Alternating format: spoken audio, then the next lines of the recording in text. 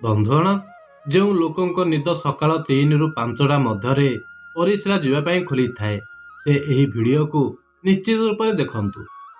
ବନ୍ଧୁଗଣ, ଥରେ ଭଗବାନ ବିଷ୍ଣୁ ଓ ଦେବର୍ଷି ନାରଦ ପରସ୍ପର ମଧ୍ୟରେ ବାର୍ତ୍ତାଳାପରେ ଲୀନ ଥିଲେ।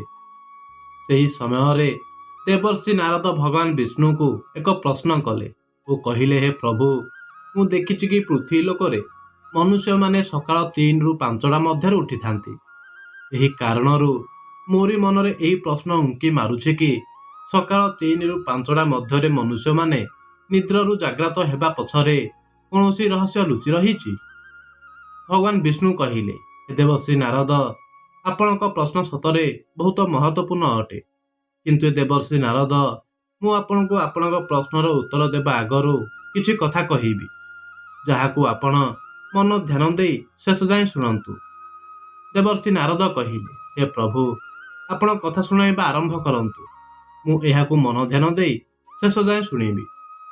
ଭଗବାନ ବିଷ୍ଣୁ କହିଲେ, ହେ ଦେବର୍ଷି ନାରଦ, ଯେବେ ରାତିର ଗଭୀର ପରିବେଶ ଓ ଶାନ୍ତିର ପ୍ରସାର ହୋଇ ରହିଥାଏ, ସେହି ସମୟରେ ମନୁଷ୍ୟମାନେ ଗଭୀର ନିଦରେ ରହିଥାନ୍ତି। ଦିନଭରି କ୍ଳାନ୍ତ ପରେ ମନୁଷ୍ୟର ଶରୀର ଓ ମନ ବିଶ୍ରାମ କରି ରହିଥାଏ ଓ ସେତେବେଳେ ହଠାତ୍ ମନୁଷ୍ୟଙ୍କ ନିଦ ଭାଙ୍ଗି ଯାଇଥାଏ। ସେ ନିଜ ଆଖିକୁ ମଳି ମଳି ଉଠିଥାଏ। ଏକ ଅଜଣା ଚିନ୍ତା ତାକୁ ଘେରି ନେଇଥାଏ। ସେ ସେତେବେଳେ ଘଣ୍ଟା ଆଡ଼କୁ ଦେଖିଥାଏ ଓ ପ୍ରତ୍ୟେକ ଥର ଘଣ୍ଟାରେ 3ଟା କିମ୍ବା 5ଟା ବାଜି ରହିଥାଏ।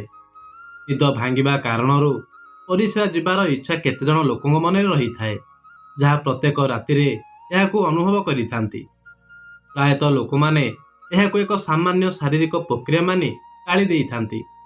ସେମାନେ ଭାବିଥାନ୍ତି କି ହୋଇପାରେ ରାତିରେ ସେମାନେ ଅଧିକ ପାଣି ପିଇ ନେଇଥିବେ କିମ୍ବା ଏହା ବୟସର ପ୍ରଭାବ ହୋଇପାରେ। କିନ୍ତୁ କ'ଣ ମନୁଷ୍ୟ କେବେ ଏକ କ୍ଷଣ ଭାବିଥାଏ କି କାହିଁକି ଶେଷରେ ତାଙ୍କରି ନିଦ ପ୍ରତ୍ୟେକ ଥର ସେହି ସମୟରେ ଭାଙ୍ଗିଥାଏ? ହେ ଦେବର୍ଷି ନାରଦ, ଆଜି ମୁଁ ଆପଣଙ୍କୁ ଯେଉଁ ରହସ୍ୟ କହିବି, ତାହା ଶୁଣି ପ୍ରତ୍ୟେକ ଲୋକଙ୍କ ପାଦ ତଳୁ ମାଟି ଖସିଯିବ। କାରଣ ଏହା କୌଣସି ସାଧାରଣ ଘଟଣା ନୁହଁ, ବଳିକି ଏହା ବ୍ରହ୍ମାଣ୍ଡର ଦିବ୍ୟ ଶକ୍ତିର ଏକ ଗଭୀର ଓ ରହସ୍ୟ ସଂକେତ ଅଟେ, ଯାହା ସିଧା ମନୁଷ୍ୟଙ୍କ ପାଖକୁ ପଠାଯାଇଥାଏ। ଏହା ଏକ ବାର୍ତ୍ତା, ଚେତାବନୀ ଓ ଅବସର ହୋଇଥାଏ। କିନ୍ତୁ ଆଜି ଯାଏଁ ମନୁଷ୍ୟ ଏହାକୁ ଅଣଶୁଣା କରି ଆସୁଅଛି। ଏହି ରହସ୍ୟକୁ ଶୁଣିବା ମାତ୍ରେ ହିଁ ମନୁଷ୍ୟର ଜୀବନ ବଦଳିଯିବ। ସକାଳ 3ରୁ 5ଟା ମଧ୍ୟରେ ପରିସ୍ରା ଯିବା ପାଇଁ ଆପଣଙ୍କ ନିଦ ଖୋଲିବା ମୁଖ୍ୟତଃ ଆପଣଙ୍କ ପ୍ରାରବ୍ଧ, ଭବିଷ୍ୟ ଓ ଆପଣଙ୍କ ଆତ୍ମା ସହ ଜଡ଼ିତ ଏକ ଅଦ୍ଭୁତ ସଂକେତ ଅଟେ। ଏହା ସତ୍ୟ ଅଟେ, ଯାହାକୁ ଶୁଣିବା ପରେ ଆପଣ କେବେ ବି ଏହି ଘଟଣାକୁ ସାମାନ୍ୟ ବୋଲି ବିବେଚନା କରିପାରିବେ ନାହିଁ। ଆମରି ପ୍ରାଚୀନ ବେଦ, ପୁରାଣ ଓ ଗ୍ରନ୍ଥରେ ସମୟକୁ କେବଳ ଘଣ୍ଟାର କଣ୍ଟା ମାନା ଯାଇନଥାଏ। ସମୟକୁ ଏକ ଜୀବିତ ଶକ୍ତିର ଊର୍ଜା ମାନାଯାଇଛି। ଦିନର ପ୍ରତ୍ୟେକ ଘଣ୍ଟାର ନିଜର ଏକ ପ୍ରଭାବ ରହିଥାଏ, ଏକ ଖାସ୍ ଶକ୍ତି ରହିଥାଏ। କିନ୍ତୁ ଏହି ସଭିଙ୍କ ମଧ୍ୟରୁ ଯେଉଁ ସମୟ ସବୁଠାରୁ ପବିତ୍ର, ସବୁଠୁ ଶକ୍ତିଶାଳୀ ଓ ସବୁଠୁ ଅଦ୍ଭୁତ ମାନାଯାଇଛି, ତାହା ବ୍ରହ୍ମ ମୁହୂର୍ତ୍ତ ଅଟେ। ଏହା ସକାଳ 3ଟାରୁ ନେଇ 5ଟା ସମୟ ଯାଏଁ ହୋଇଥାଏ। ବ୍ରହ୍ମର ଅର୍ଥ ପରମାତ୍ମା ଓ ମୁହୂର୍ତ୍ତର ଅର୍ଥ ସମୟ, ଅର୍ଥାତ୍ ଏହା ସେହି ସମୟ ଅଟେ ଯାହାକୁ ପରମାତ୍ମାର ସମୟ କୁହାଯାଇଥାଏ। ଏହି ସମୟ ସୃଷ୍ଟିକୁ ଚଳାଉଥିବା ଊର୍ଜା ନିଜର ସବୁଠୁ ଉଚ୍ଚ ସ୍ତରରେ ରହିଥାଏ। ରାତିର ଅନ୍ଧାର ଶେଷ ହେବାକୁ ରହିଥାଏ ଓ ଦିନର ଉଜ୍ଜ୍ୱଳ ଏବେ ଆସିନଥାଏ। ଏହି ଦୁହିଁଙ୍କ ମଧ୍ୟରେ ଏକ ଯାଦୁଭରା ସମୟ ରହିଥାଏ। ଏହି ସମୟ ଦେବୀ ଦେବତା, ମୁନି ଋଷି ଓ ଦିବ୍ୟ ଆତ୍ମାମାନ ସୂକ୍ଷ୍ମ ରୂପରେ ଧରିତ୍ରୀ ପୃଷ୍ଠକୁ ଆସିଥାନ୍ତି। ବ୍ରହ୍ମାଣ୍ଡର ସବୁଠୁ ଭଲ ଶୁଦ୍ଧ ଓ ଶାନ୍ତ ଊର୍ଜାମାନ ଆମରି ଆଖପାଖରେ ଅବସ୍ଥିତ ରହିଥାନ୍ତି। ଆପଣ ଅନୁଭବ କରିଥିବେ କି ଏହି ସମୟରେ ପବନ କିଛି ଅଲଗା ଲାଗିଥାଏ। ପବନ ଥଣ୍ଡା ଓ ସତେଜ ହୋଇଥାଏ। ପକ୍ଷୀମାନେ ରାବ ଦେବା ଆରମ୍ଭ କରିଦିଅନ୍ତି। ଏହି ସମୟ କେବଳ ଶାନ୍ତ ନୁହଁ, ବହୁତ ଖାସ୍ ହୋଇଥାଏ।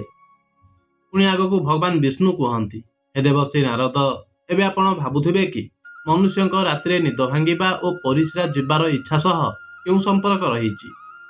ହେ ଦେବର୍ଷି ନାରଦ, ସମ୍ପର୍କ ବହୁତ ଗଭୀର ଅଟେ। ଯେବେ ଏହି ଦିବ୍ୟ ଊର୍ଜା ଆପଣଙ୍କ ସହ ଯୋଡ଼ି ହେବା ପାଇଁ ଚାହିଁଥାଏ, ଆପଣଙ୍କୁ କୌଣସି ସଂକେତ ଦେବାକୁ ଚାହିଁଥାଏ, ତେବେ ସେ ସିଧା କଥା କହିନଥାଏ। ସେ ଆପଣଙ୍କ ଶରୀରକୁ ହିଁ ମାଧ୍ୟମ ବନାଇଥାଏ। ଆପଣଙ୍କୁ ନିଦରୁ ଜାଗ୍ରତ କରିବା ପାଇଁ ସେ ଆପଣଙ୍କ ଶରୀରରେ ପରିସ୍ରାର ଇଚ୍ଛା ସୃଷ୍ଟି କରିଦେଇଥାଏ, ଯାହାଦ୍ୱାରା ଆପଣ ଉଠିପାରିବେ। ଏହା କୌଣସି ବେମାର ନୁହଁ, ଏହା କୌଣସି ଭୁଲ ମଧ୍ୟ ହୋଇନଥାଏ। ଏହା ଏକ ସଂକେତ ଅଟେ। ଏହା ଏକ ଦିବ୍ୟ ଶବ୍ଦ ଅଟେ, ଯିଏ ଆପଣଙ୍କୁ ପ୍ରତ୍ୟେକ ରାତିରେ କହିଥାଏ, ଉଠି ଜାଗ୍ରତ ହୁଅ, ମୁଁ ତୁମକୁ କିଛି କହିବା ପାଇଁ ଚାହୁଁଛି।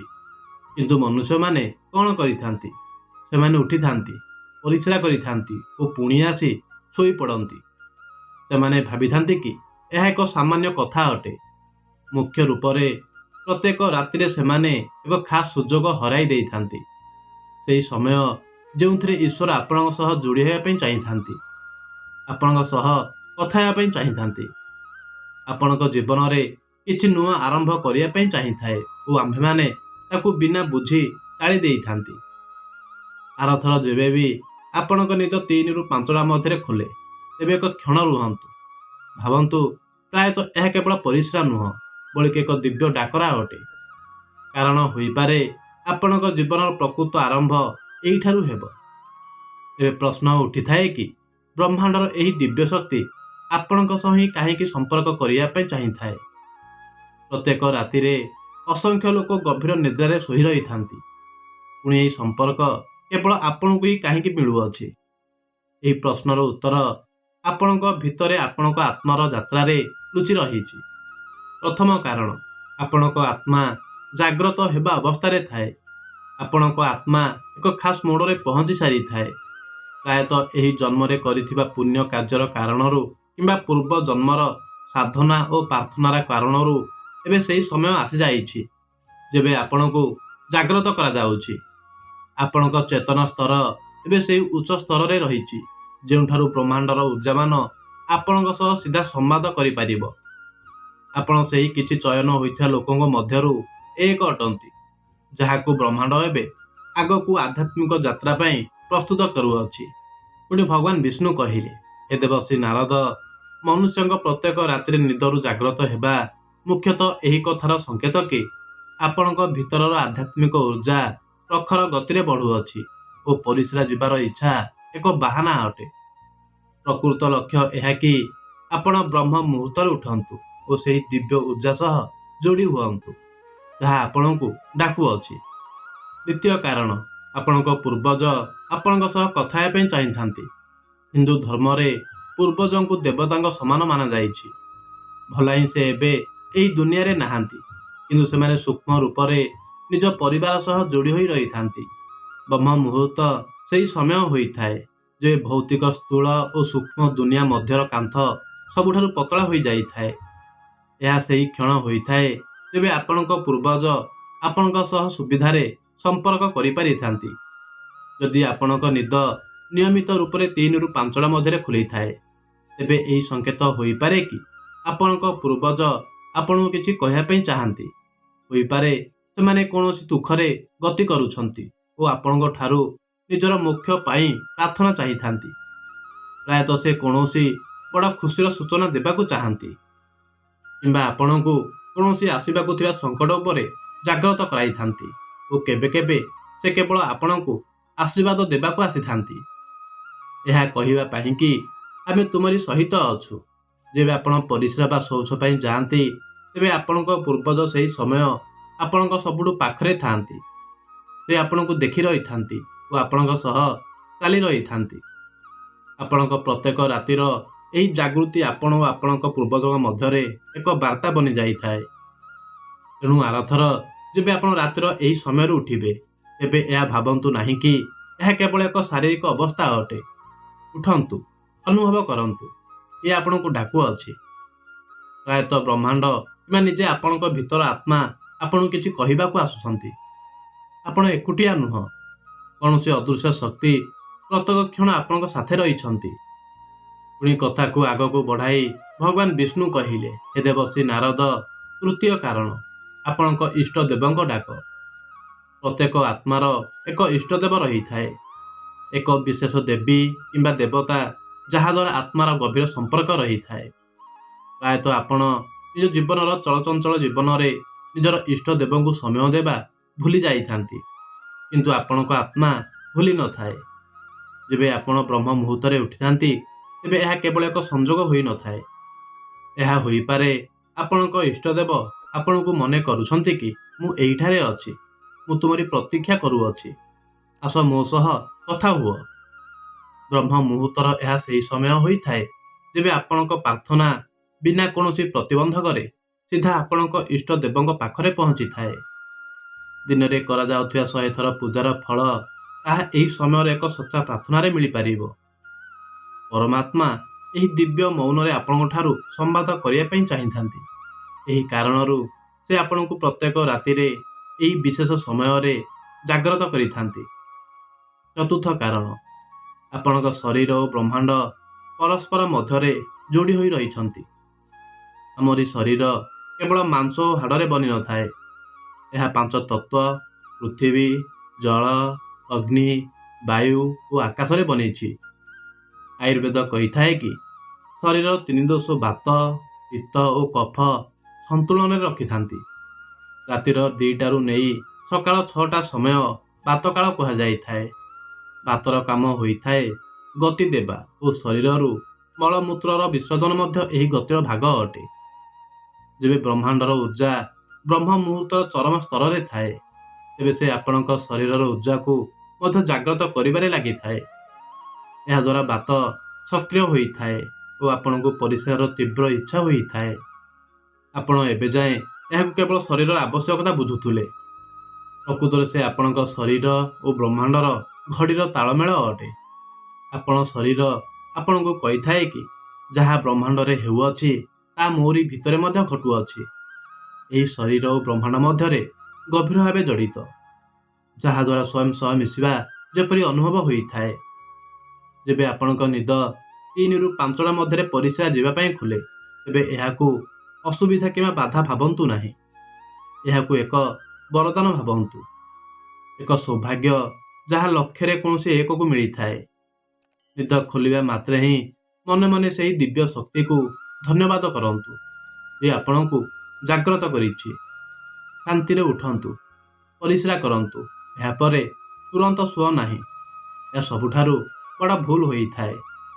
ବ୍ରହ୍ମ ମୁହୂର୍ତ୍ତରେ ଉଠିବା ପରେ ମନେ ମନେ ପ୍ରାର୍ଥନା କରନ୍ତୁ ଓ ସେହି ମୌନକୁ ଶୁଣନ୍ତୁ, କାରଣ ସେଠାରେ ସେହି ବାର୍ତ୍ତା ଲୁଚି ରହିଛି ଯାହା ଆପଣଙ୍କ ପାଖକୁ ପଠାଯାଇଛି।